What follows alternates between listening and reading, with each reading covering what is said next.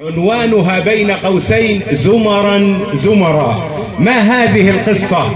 ذات يوم كانت هناك امرأة طيبة فقيرة وعندها ابنها الصغير أرادت أن يحفظ كتاب الله، فأرسلته إلى أحد الكتاب في الماضي وأعطته بعض الطعام الجاف، فإذا به يذهب إلى الشيخ ويقول له: السلام عليك يا شيخي، أمي تريدك أن تحفظني كتاب الله.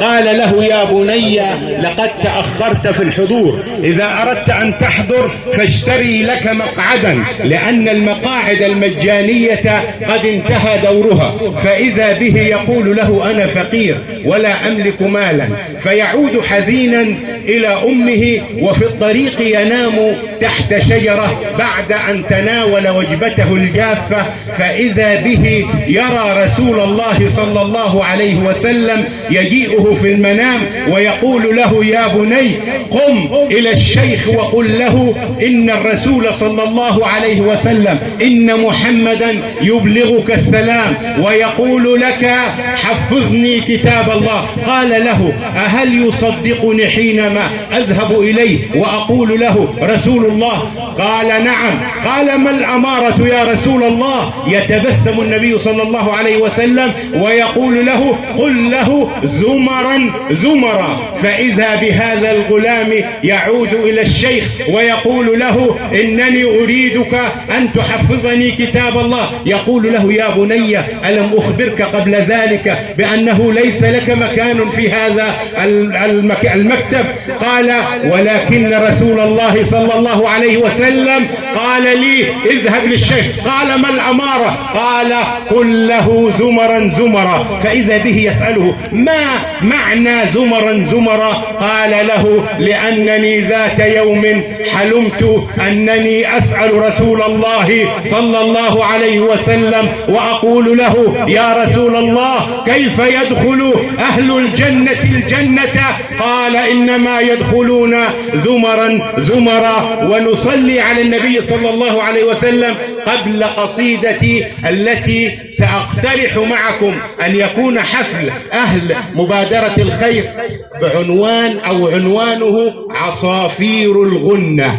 إذا كانت جميع اللغات لها مميزات، فلا تستطيع أن تتميز بالغنة إلا اللغة العربية، لأنه ليس هناك لأحد اللغات أو لإحدى اللغات قرآن إلا اللغة العربية، والغنة لا توجد إلا في اللغة العربية. فيا حبذا لو جعلنا عنوان حفلنا كل عام عصافير الغنة. أبدأ بكم بيت للنبي صلى الله عليه وسلم، الصلاة على النبي عليه الصلاة والسلام. قل هل صليت على أحمد؟ شاهدت بنومك ذا الفرقد؟ إن كنت رأيت سراجا صف لي بالشعر جمال محمد. تتخيل قافية المشهد، شمس قمر حسن أوحد، الكحل يزين عينيه ذا بالفطرة لا بالمرود، والنور يتوج خديه حسن رباني يتورد.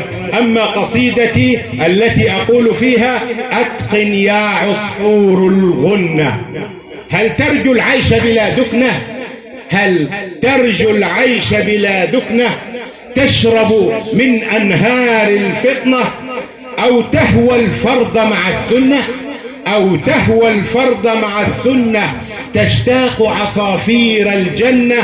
قال الفطن يدندن لحنه: أين بإنس أم في الجنة؟ رد الشاعر يعزف فنه: إن شئت احفظ آي المنة. تقصد مثلي يحفظ متنه، صعب فاقه طول المزنة. طير مثلك بدد حزنه، طير مثلك بدد حزنه. لما جاور حبا غصنه، بالترتيل يوثق حسنه. حصنة بتلاوته أذهب لكنة. حفظ القرآن هو الجنة من شيطان أو من محنة. ما أجمل حافظتي، ما أجمل حافظتي منة. ربما تكون في كن منة. ما أجمل حافظتي منة تتزيى بالبهجة قطنة. يتباهى أحمد في فتنة، يتباهى أحمد في فتنة. يعصم من خبل أو جنة. إن شئت الفطرة والفطنة أتقن يا عصفور الغنة، أتقن يا عصفور الغنة في ميزان حسناتكم جميعا. أسأل الله سبحانه وتعالى أن يتقبله منكم عملا خالصا لوجهه. كل عام أنتم طيبون. شكرا لكم والسلام عليكم ورحمة الله وبركاته.